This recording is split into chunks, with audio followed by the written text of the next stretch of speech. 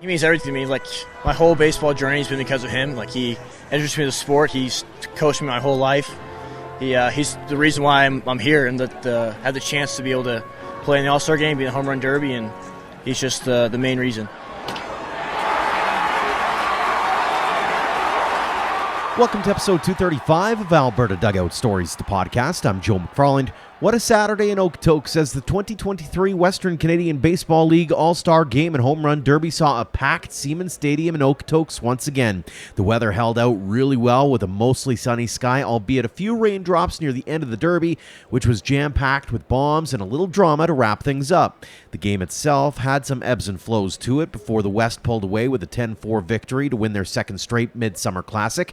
Ian and I were there throughout the afternoon and evening as I was the pregame show host and on-field reporter for the broadcast on Home Team Live, while Ian was out snapping photos and chatting with players throughout. So we have plenty of content for you over the coming days, both on our website and here on the podcast, hence why you're getting 2 episodes this week.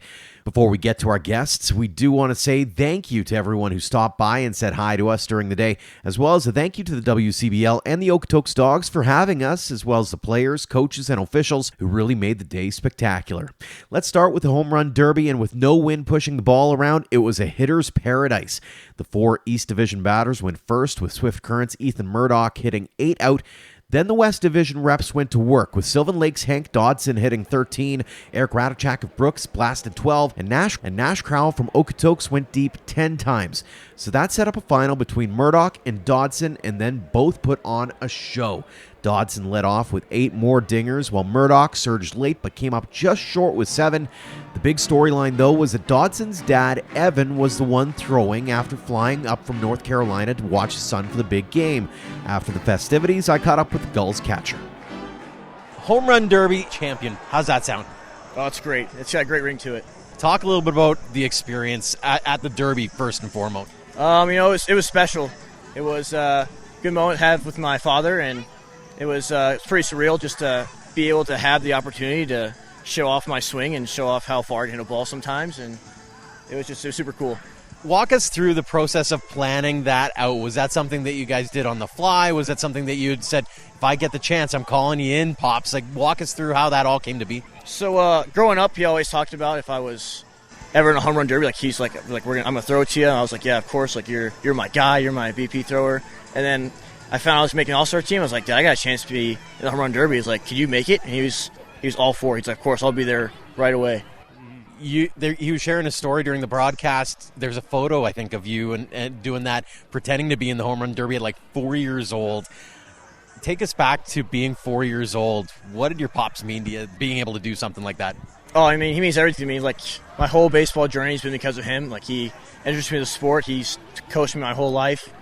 He's the reason why I'm here and had the chance to be able to play in the All-Star game, be in the home run derby, and he's just the main reason. What went through your mind when you found out that you were going to be in the derby? Did you think, I'm kind of nervous about this, or were you like, yeah, let's go, let's do this, and let's win it? On the surface, I try to be like, oh, I'm going to win this thing, but deep down, I was nervous. I was never done it before. I was worried. I was like, what if I don't hit any homers? But no, it was a lot of fun though. And obviously with the guys that you had going up against you, just in your division, like you got Nash over here. Okay, what's Nash is here now. I mean, Hank Dodson, coming to the home run derby, you don't expect much, and he comes out and he gets 13, and it's the biggest number of the home run derby, and you're coming out and you don't expect that, and he comes and does it, and it's just, for the crowd, it's just amazing, and it's awesome. What does that mean to you to be able to get the accolades of a guy who is typically your worst enemy, like the guy that you don't like on the other side of the dugout? You love to hear it, and it's you love to see like game respect game, because he put on a great show too. Like for the home crowd, he did it with his best, and he put on a great show, and so it's just nice to hear the respect coming from the other side. How cool was that? Like, you got Nash there, you got Eric there, you got the entire everybody can mash, and so be able to do what you did. When you look back on that, what does that mean to you? Like, that was a show. Looking back, it's more impressive than I realized it is, because those guys they got some serious pop, and it kind of gives me some reassurance that I got some pop too, because sometimes you don't realize you have that type of juice. Talk us through the entire experience. Now that it's over, you've been able to kind of not just soak in the moments of the home run derby, but obviously a big win for the West as well. No, it was great. It's just something I'll look back on the rest of my life and think about just how I hit a double in the game too, which is unbelievable, and just be able to catch some of those guys that they threw out there with some great arms. And it was just great to see us get the win. Final question for you. What's it meant to you to be a WCBL All-Star and come from a far ways away such as North Carolina? No, it's been great. Canada's treated me so great, and I've loved every second of being in Sylvan Lake and in Alberta. And it's been just one of the best summers of my life, and I wouldn't trade for the world. Hank, congratulations on the silver bat that you've been carrying around the whole night, and continued success throughout the rest of the season here. I appreciate it. As for Murdoch, he was still happy with his performance, which was a grind for everyone involved as they stepped into the batter's box, many saying it was the toughest 3 minutes of batting practice they've ever taken. The Swift Current 57 star visited with our Ian Wilson before all the festivities began. Ethan, welcome to the podcast. I appreciate it. Thanks for having me. First off, just talk about your season so far. Obviously, you're here at the All-Star game. Mm-hmm. It's going pretty well. Just maybe give us a rundown of what you've thought of your season. Yeah, I've obviously been happy with it. I'm not first year in the league, so I wasn't really sure what to expect as far as, what the rest of the league's like, pitching-wise and that sort of thing as a hitter. But, yeah, I've been pretty happy with it. I'm competing, a lot of older guys. I'm going into my junior year at school, so I'm not necessarily young, but I'm only 20. There's a lot of older guys in the league, and it's fun to compete with some guys that play at some good four-year schools and kind of see what it's going to be like going into my next year. I've been pretty happy with it. It was a little bit of a transition from school baseball, using a metal bat and that sort of thing, coming back and playing here. It's a little bit of a different game, but I've been pretty happy with how I've adjusted, and yeah, it's been good. I've stayed on the field for the most part, played in a lot of our games, a couple days off, but I've been out there a lot, which is something it was one of my goals. Obviously, you want to have some success personally, but been happy with my ability to be consistently in the lineup for us too. That's something that's pretty important to me. When we're around the WCBL so much, we kind of forget about the wood bat component. Mm-hmm. Tell me about that. You touched on it. What was the adjustment like? Is it significant? It's when you don't do it, when you're exclusively metal bat for a long time, it is a pretty big change. I guess if you go back and forth, it's not. If you kind of mix it in, it's not as big of a deal. But when you don't hit with a wood bat at all, because I never played summer ball last summer, so I basically used a metal bat for 2 years out of high school. So it was a pretty big change. It's a little bit different sweet spot, but it's just a lot harder to hit with a wood bat. That's just in general. So it was definitely a change the first couple of weeks of the year. Just it's not quite as fun especially when you're facing good arms. Like we've seen some good ones here, especially when we come out and face these Alberta teams. They have some really good arms, and they can punish the hands a little more with the wood bat for sure. You talked about being a 20-year-old. I believe your 20th birthday was this week? Yeah, just a few days ago. Yeah, what'd you get up to? Were you able to actually celebrate? Yeah, we were in Fort Mac, so we had a game in Fort Mac, and then 2 the next day, and then 2 in Sylvan. So it's been a long week, but yeah, there's nowhere else I'd rather spend it really on the field with the guys, and we've had a little bit of struggles lately on the field, but it's a great group of guys, and the guys I'm really close with, and like I said, there's nothing else I'd rather be doing. Being on the field and playing at Fort Mac was beautiful, so it was still pretty fun way to celebrate. And I understand you have a special guest on the team with you as part of the family. Talk about that. The bat boy is your younger brother. It's pretty cool. I actually bat boyed for Swift Current, because I'm from Swift Current, so I bat boyed when I was 9 or 10 years old, and it was like the coolest thing in the world. And like halfway through the season, I was like, we don't have anyone that does it. I was like, I don't know why I don't have my brother doing it. Like, he's dead every game anyway. My parents travel all the time on the road. So, I was like, I asked the coaches, and like, that'd be awesome. So, he does it at home every day for the last month. And then my parents came on this last trip to Alberta, and he went and did it in Sylvan, and they loved him. The crowd loved him. They announced him and everything. And, it's really cool. I mean, it's nice because for me, I try not to get too emotional on the field, and things don't, like when things go well and things when they don't. And it's a nice reminder, like you fly out to center field on a pitch you think should have been hit well, and you come back to the dugout and you're frustrated, and then you kind of look over and it puts things in perspective. You know what I mean? Like he's in there having the time of his life, and there's more to it than the numbers and success, right? It's about the experience too, and that's a really nice reminder to have in there all the time. And it's just really nice to have him there. It's cool for him, and I know he just loves it. Like he just never stops talking about it, and can't wait till the next game every night. So. All right, let's give him a shout out. What's your younger brother's name? How old is he? Yeah, Axton. His name's Axton. He's 6 years old. Awesome. Yeah, he's a very mature 6-year-old, but he's having a great time. We love having him, and the whole team loves him. Like before the game, you see him taking fungos and playing catch and playing with catch the football. Yeah, he loves it, and the guys are great to him, and he's made a lot of friends this summer for sure. You're participating in the Home Run Derby today. Congrats on that. Yeah. Tell me about any studying you did. Did you watch the MLB Derby? Yeah. Are you going to channel your inner Julio or inner Vlad? Yeah, I watched. What's the approach? I watched the one this week. I've never been in a home run derby before. This is my first one. We had some as kids a couple times. Obviously with your friends and stuff like that. And we do it in BP before the games. Every once in a while, our last round, we'll mess around and have some fun with it. But I've never actually done anything formal, so that'll be. I wouldn't say I'm nervous because I'm just gonna try to have fun. And I watched the one this week, and I guess the one thing I'm gonna take away from that is. They were showing the graphic on TV, like all the guys who hit the most in the first round don't usually win it. So I guess, not that I'm not going to get after it in the first round, because you got to make it out of the first round. Yeah. But I'm not going to, give it everything I have in the first round necessarily, because I know that hasn't worked out super well in the big leagues. But I don't know. I'm not sure. I don't know if I've ever hit for 3 minutes in a row. I get the one time out, but I don't usually we take rounds of 5. Yeah. And I think when I'm at school, we take rounds of 4 in BP. So. I guess I trained for it a little bit yesterday. I took about a minute and a half round. Yeah. I was a little bit tired, but I think I'll be all right. I'm just gonna, ease into it, not try to panic early on, and just try to let the adrenaline kind of take over. I don't know if I'm not gonna try to have to get the ball out of here too much with all these fans and stuff tonight. I think with the adrenaline will give me lots of added energy. So I think I'm just gonna have to just let it happen, not try to do too much early on, and it'll be a lot of fun. Just enjoy it really, not get too caught up in trying to get the ball to the yard. I think I can do it, and I think I just want to enjoy it most of all.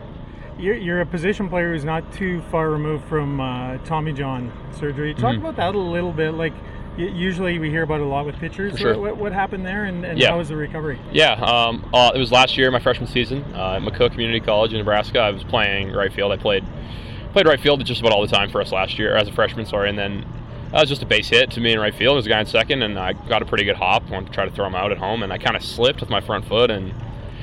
I threw it as hard as I could, really, from that position, trying to throw the guy out at home, and I threw it basically from the ground, like while I was falling in. And it 3 or 4 hopped into the infield, and I knew something wasn't right, and I stayed in the game. I maybe shouldn't have, and threw a couple more balls in on a sac fly, and then a base hit, and it was really just a freak accident. I've never had any trouble with my arm before, growing up and stuff like that. So it was really tough to be sidelined, obviously, for that time waiting to find out what happens and then get the surgery. And then last summer I couldn't play at all because I just had it, and it's just really monotonous stuff as far as rehab. Getting wrist strength, forearm strength back, that stuff early on is just really, really slow. And I got a hamstring tendon taken out to replace the ligament in my elbow, so I had to rehab my legs as well. That's just like stationary bike and walking, so it was really, really slow early on. But I was really lucky. I had my family really supportive, and then a surgeon in McCook actually that did it for me right away, really fast, which allowed me to actually get back on the field for the start of our season this year. Timing-wise, obviously no one wants to get Tommy John surgery, but timing-wise it couldn't have worked out a lot better. I played 44 games as a freshman, and then this year I ended up playing in all 62 of our games 9 months later.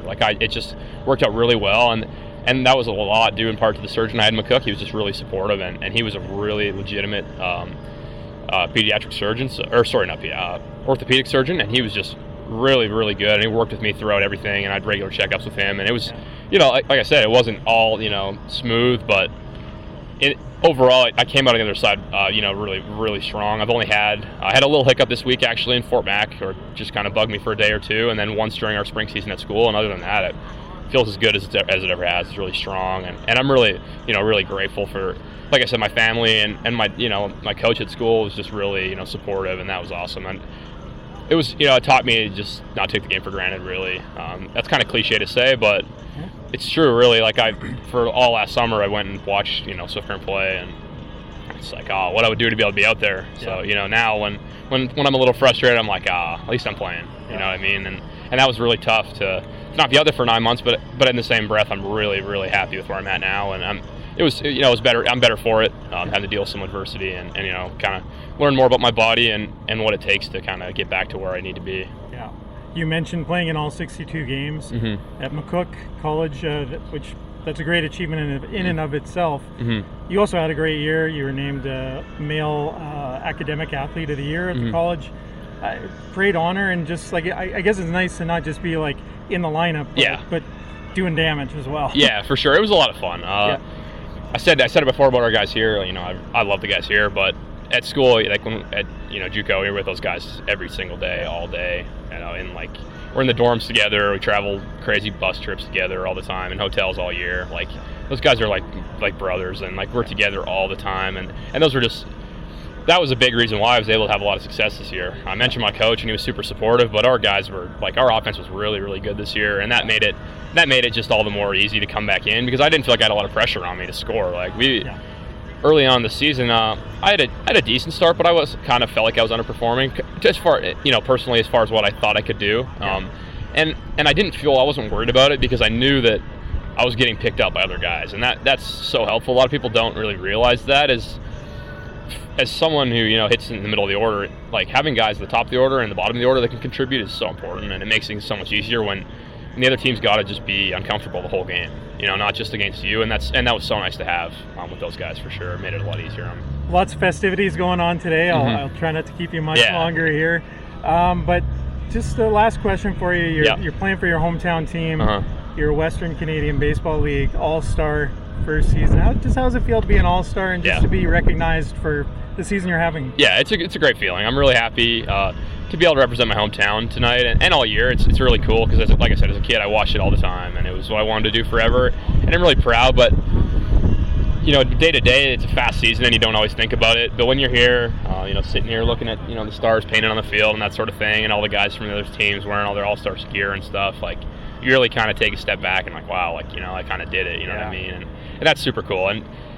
And I'd be lying if I said I wasn't pumped to be recognized as an All-Star because it's really cool, and there's a lot of guys here that can really play, and it's a good group to be a part of for sure. I'm pretty pumped.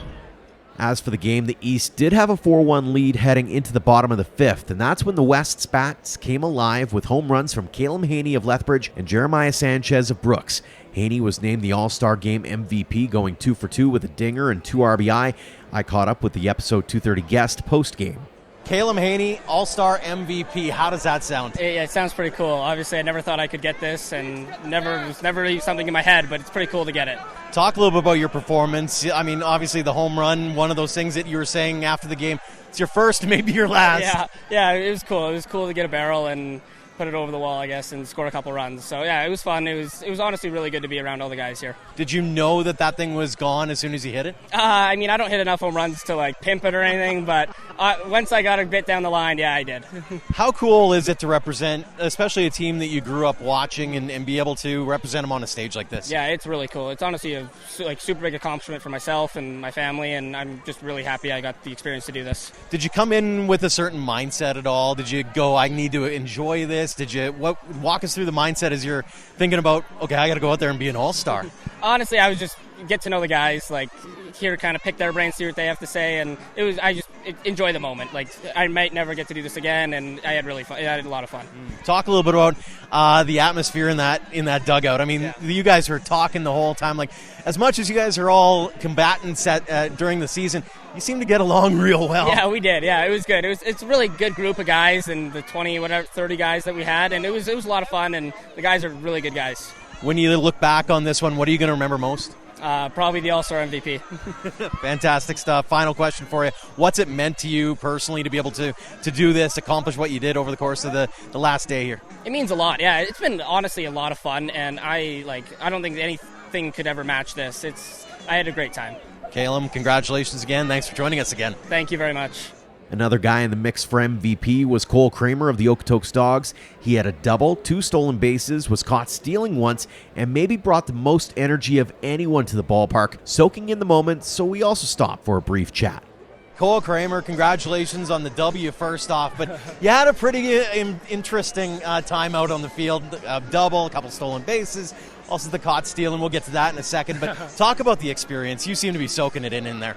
This is a great time, especially being in front of our home fans as an Okotoks Dawg.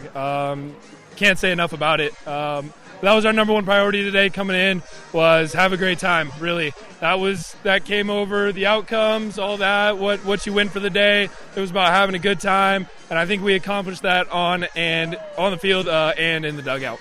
You were leading the peanut gallery. The umps were hearing it from you. You guys were clearly in it to have a lot of fun. Was that something you guys talked about prior to the game? Walk us through the mindset as you were getting ready to represent your teams. Yeah.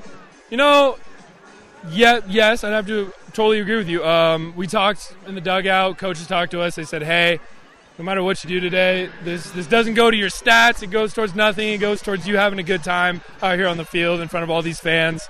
And for me, myself, that's what I try to bring every day is, having a good time, firing up my guys and picking them up when they need me, and they pick me up at just the same. And especially with all these guys that I've necessarily played against, never met, I think they did a great job having a good time and picking all of each other up. I was going to ask about that. You're usually combatants on the field. You're usually kind of hating each other, but yet you seem to be gelling out there. Like you guys all came with the right mindset. Talk about being that part of the experience. Yeah, I mean, not every day you get to play in an all-star game and you get to hang out with dudes you play against every single day. And, learning their stories, where they're from, what schools they go to. I mean, you can learn a lot from just introducing yourself and having a simple conversation out there with your now teammate and just making the most of it. What's the celebration, especially after you got the double? Walk us through what you're doing. That's the salt and pepper. That's the team one we do for the Okotoks Dawgs. I mean, this is my first year here, so I don't know the origin of it, but I'm just following along the guys and just whatever can fire up the dugout. How cool is it when you've got 6,000 fans in the seats? They're cheering you on, and you're really feeding off that energy, aren't you? Oh yeah, absolutely. They're the best fans of baseball. They really are. I played in front of a lot of big crowds, but nothing compares to the Okotoks Dawgs. They fire me up. I try to fire them up. If they're going to bring the energy, I might as well bring it too. Final question for you. What's it meant to you to be an all-star and do what you're getting to do tonight? I'm really grateful for it. Just that they had the confidence in me, and it shows that they really believe in me. And shout out to our whole team. I mean, our whole team could have been all-stars. They're great dudes on and off the field, and they really mesh well with each other. And they help me be a player that I can express myself and have a good time whenever, because they're all for it. They have a good time all the time. Fantastic stuff. Well, Cole, really appreciate it. Thanks so much, and congratulations on all the success. Thank you so much. And on the other side, you couldn't help but notice the play of Dawson Tweet. The Moose Jaw Miller Express star has been flirting with 500 all season and was on base several times during the game while making big plays in the field at a few different positions. Ian caught up with him pre-game as well to get more of his story. Dawson, welcome to the podcast. Yeah, thank you for having me on. Well, let's run down your season so far. You're right around the 470 level. Yeah, right in the 470 range. Haven't really checked it. Yeah, the record for that is, I think, 476, dating back to 2010, when there were fewer games being played. Did you know that? And B, are you chasing history here? The one record I checked out was the hit streak, and so when I looked at that, I noticed the batting average record, but not really something you think about. You just try and go one day at a time and see how things work out. Nice. Talk about the hit streak, because I didn't know about that. So are you in the middle of it now, and if so, where is it at? I think I'm at 38 games in a row with a hit now. Oh, wow. The record was 29. I'm right in that range, so 38 I think. So yeah, I don't know, I wasn't really thinking about it, and then my dad actually mentioned it to me, and I was like, oh, geez, I did. It's kind of cool, I guess. So you broke that record? Yeah. Oh, okay. Well, yeah, geez, still building on it right now. I feel like I didn't do my research here. No, it's all good. It's all good. No, well, congrats on that. That's thank awesome. you. Yeah, that's impressive. Let's just break it down a little bit. What's going well for you this summer that you're just tearing the cover off the ball? I just feel like I'm seeing the ball really well. I worked hard on my approach at school. My college coaches worked with me a lot on approach and pitch selection, and so I've been able to bring it into the summer and just see the ball really well and hit it to all parts of the field. Awesome. And this is a pretty easy league to hit in, right? No. No, these guys are bringing the heat. Like the Okotoks boys, they're always throwing the ball hard, and they know where to put the ball. And the Sylvan guys, they shove as well. Like it's impressive what some of these guys are able to do, and it's fun to be a part of and to see that every day. No place to get better than these guys. It's awesome. Talk a little bit about your college journey. Where are you at in that? Where did you play this last season, and where are you headed to after this season? So I started out my first 2 years at Mesabi Range in Virginia, Minnesota. This past season I was at William Jewell College. It's a Division II NCAA, part of the Great Lakes Valley Conference. I'm going to go back there for another year and then see where it goes after that. But I'm progressing in my studies. I'm getting a degree in psychology. So we'll see if I play for a 5th year in college or if I move on and maybe try and go to the next level. Does a psychology degree help you in baseball? Like, is there anything relatable that can cross over well? I've noticed a little bit, just kind of like how routines and stuff like that can really affect your psyche, and trying to keep routines apart from superstitions. With the hit streak, I kind of got in my head a little bit like, I got to tape the right wrist, or I got to make sure my batting gloves are in the right pocket, and that sort of thing. But I've really tried to avoid and just keep routines as they are, and if it gets broken, then just move on from it. So you're trying to avoid the superstitions a bit. Just go day by day. Interesting to hear the different philosophies on superstitions. So, and then talk a little bit about, you were on the team, the Miller Express team last year, went to the final. It was a great playoff run, great series against Okotoks. You're at Siemens Stadium for the All-Star game. Is this a house of horrors for you, or is it just you're just ready to take the next step against this team if it comes to that again? Like, just tell me about being here again. Just ready to get going. It was an absolutely electric series last summer. Like, the fans here were amazing. Our fans back in Moose Jaw were incredible. Like, you can't ask for a better atmosphere than that. And you win some, you lose some. So we're ready to take it to them this year again and hope for the best. You've had success. I'm not sure exactly what the series is at, the season series with the Dogs, but you've had success going head to head with them this year. What is that important to you in the regular season, to be like, hey, we remember what happened in the playoffs last year. We're ready to bring it against you guys? A little bit you want to think about last year, but we have a very good squad this year. I think we've improved from last year, on our pitching side of things and defensively as well. Yeah. So I think like a big thing for us is just, one game at a time. We're 3-1 with them right now so far this season.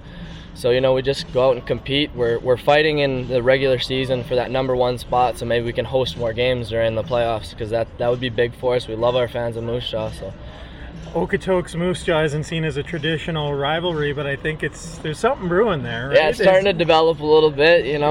We jaw back and forth a little bit with those boys, but it's all fun. It's all good. We love it. Get too intense down there, or is it all pretty good fun? It's all pretty good. It's all in good fun, Nothing too out of pocket. It's usually, Any goals for the remainder of the season? You come out of this game, you'll be in the home stretch, and then how do you approach that? Or we're thinking wins in Moose Jaw. We're thinking championship run. We're thinking 1 playoff round at a time, and we want that dog pile at the end of the year. Awesome. And then last question for you. Like I said, you're an East Division All-Star.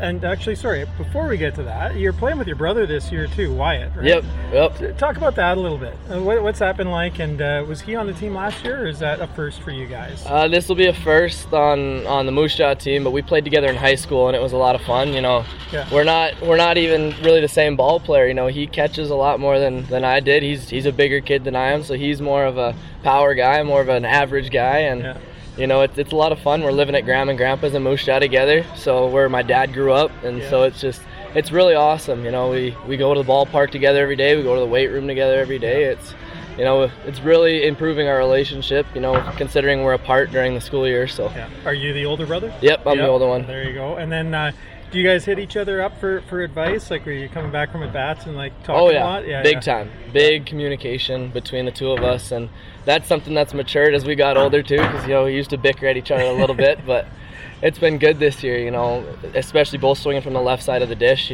tracking pitches and how they're approaching us as hitters, and it's big to build off that, and I'm glad that we're grown up enough and appreciate each other enough to do that. It's pretty special. That's awesome.